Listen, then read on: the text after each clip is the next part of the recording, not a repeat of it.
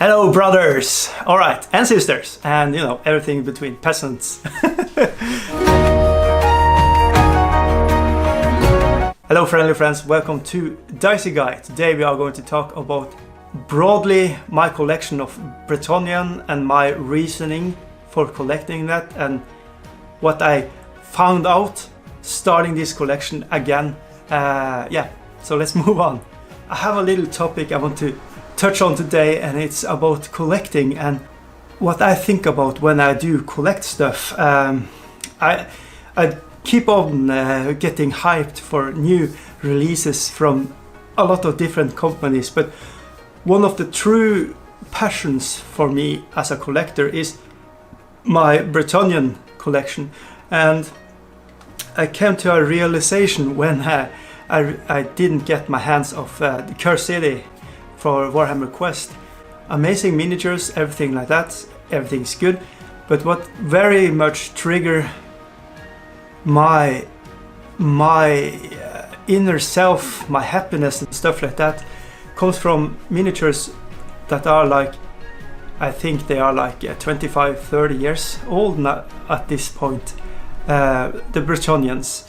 So I have come to this realization, and I've started to hunt for more Bretonnians, and there are very much cool concept STLs, 3D printing stuff you can get for Bretonnians. You also can have Fireforged, or there are a lot of types of miniatures from other companies that are cool and stuff like that. But for myself, it has to be about getting the collection I wanted when I was younger.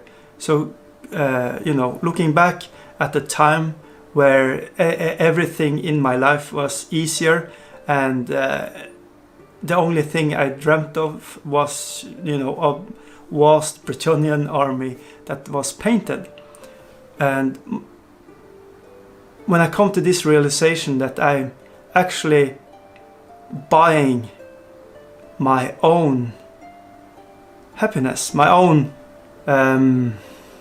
state of mind from back then, connecting to myself in that way, it's amazing to have this experience. I very much enjoy painting, so I painting the Bretonnians and just take it very slowly. It's nothing, I don't want to have it to be for anything, there's no purpose of this collection beyond my own happiness, and it feels very good.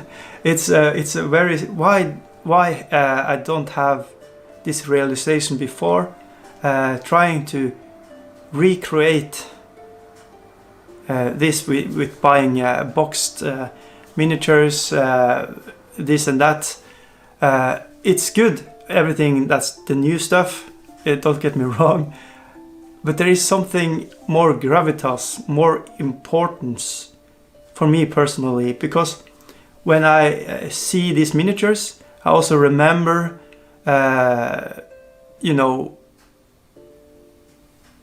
how things were,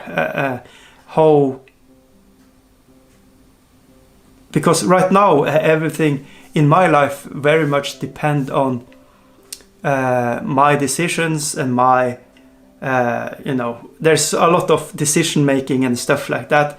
Back in the day it was just single-minded focusedness, and it's so good to just have this in a brief moment when I sit down here looking at my collection, just planning out what I want to do with it and stuff like that. I have some ideas. I want to maybe make a peasant army, like the Bretonnian navy. It's supposed to be the best navy in the old Warhammer world. So we're trying to figure out paint schemes, conversions, and just having a little fun with that. So there's going to be peasants and Pegasus and trebuchets. That's it. And then I want to have like an elite army with just knights. It could be fun to just have a civil war when you have the naval fleet pinched up against, and just have a game for myself, maybe in like a year or something, I will make a battle report and try to just make a very epic battle report. That would be fun, using maybe the 6th edition Warhammer. I have played 5th edition Warhammer and 8th edition Warhammer, but internet says 6th edition Warhammer is the best Warhammer of the old world.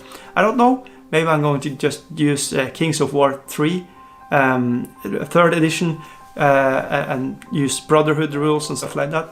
I don't know. So I'm just researching, remembering stuff, looking through the 2 army books I have. I'm going to show you. They are both, let's see, they are both,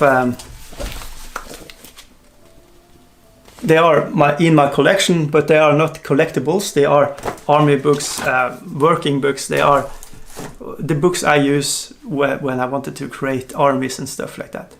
And used a lot of time painting, thinking about different types of builds and stuff and like that. Much more, like 80% more than actually playing the game. And I suspect it's going to be 99% more of that and like 1% playing the game. Moving forward, I'm not getting younger, and it's hard to get everything set up for me where I live. Maybe it's just a barrier I make for myself, I don't know. But the aim of the collection is just to find myself, ground myself into something. So yeah, Bretonnians are just the aesthetics, everything. I just like it. So a huge thank you to my Patreons, and the biggest one of you all is Kenneth. Thank you so much for supporting me. Yeah, without you guys, it's going to be impossible for me to make videos. I'm very grateful for your support. Andreas, Hans Albert, Daniel, Kenneth, Warbos Tay, Octave, Andreas, Dave, and David. Thank you so much for being Patreons and you know, believe in me. Thank you so much. Yeah, it's an honor.